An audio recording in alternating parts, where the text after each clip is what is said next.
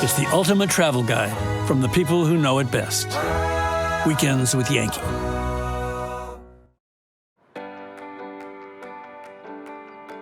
Provincetown, Massachusetts is a scenic seaside village at the tip of Cape Cod.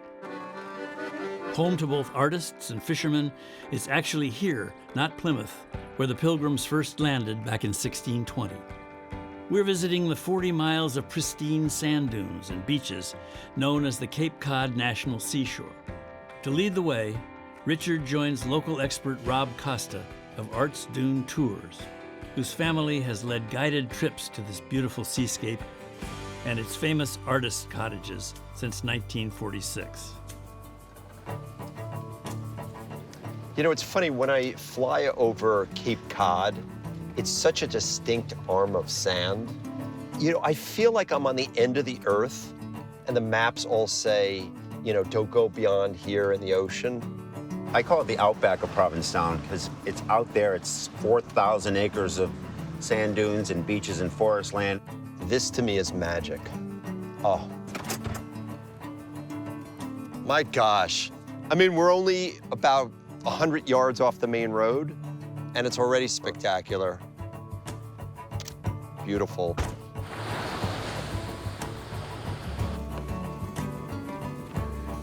When the Pilgrims came here, this was all forest.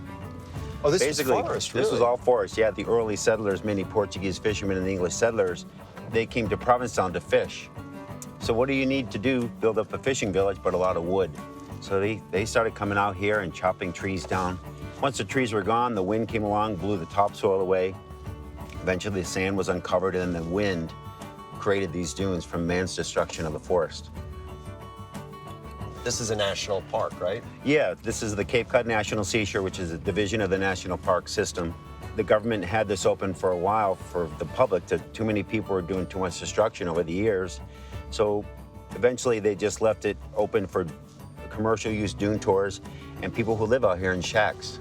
Actually, there's one right up there. You want to go take a look? Yeah. Okay. Oh my gosh. So this is the little shack with the bazillion-dollar view. So Richard, this is one of the 19 shacks that are still remaining out here. I have to smile because on occasion I've stayed at some very, what would be considered fancy hotels or homes. But the idea of staying in a shack surrounded by these magical sand dunes with the Atlantic Ocean on one side, kind of a cool town just down the road, doesn't get any better. 5-star accommodations. That's right. And the government now leases these shacks to nonprofits. There's 3 of them locally. And they support artists and residency programs, so it opens it up for public access through the art world. So who are some of the artists or writers I would have heard of? Well, there's a huge list, but Eugene O'Neill, of course, Tennessee Williams, Jack Kerouac, Sinclair Lewis, Jackson Pollock, E.E. Cummings, Annie Dillard, the writer, Mary Oliver, the poet.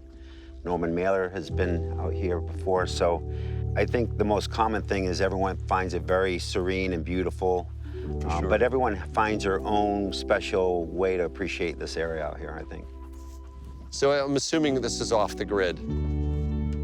Yeah, there's no electricity, there's no running water. They use propane gas for stove and refrigeration needs. They use an outhouse for the toilet. There's a wood stove in there. It's like camping, but you got a nice little shack here. Hello, bonjour. How are you? Hi. So what's it like to spend the night out here? It slows you down. It makes you think. It makes you really appreciate what you have more than ever, more than when you are in town. Yeah. You know, I just want to listen to the wind, to the birds, to the waves. I don't want any interference. Otherwise, it's pretty pure out here. You can catch those special moments. You know, they say that wealth is measured in many ways, and I think right now you're the richest woman I know. And I know it, and I count my blessing every day.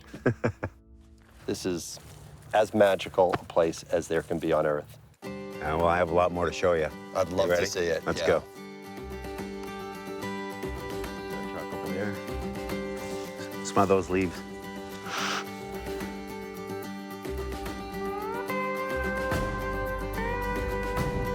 Now I'm going to take you down and show you the coastline.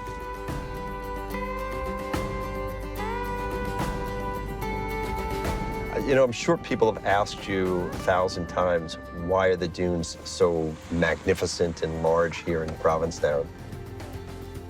So this is a map of the Cape Cod National Seashore, half of it anyway. And up here is Provincetown, and that's our town line there. And when the glacier formed Cape Cod tens of thousands of years ago and the ice melted, you had the arm of Cape Cod, but it used to stop here. And then 6,000 years later, all the glacial debris came up the coast and deposited all this sand over 6,000 years in the making. Provincetown was formed as a sand spit. Erosional forces, ocean and wind carrying up the sand, depositing the sand into the shape of Provincetown. So hikers are allowed to drive through here. Hello. Hello. Even though people can't drive their own trucks through here, people are still allowed to hike through here. So often we'll see hikers in the trail or crossing it. It's pretty nice terrain to just hike through here.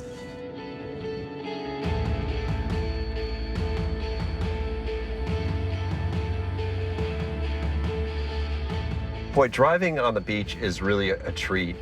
It's something I don't get to do very often, and this is certainly one of the prettiest beaches that you can find on the East Coast. Yeah, this is certainly beautiful. This is Race Point Beach, on the Atlantic Ocean side. So look at this. We are just feet from the Atlantic Ocean. I know, and it's hard to imagine that these waves come right up to the dune during storms, but this is just a gorgeous day with just us and a bunch of seagulls, huh? Yeah.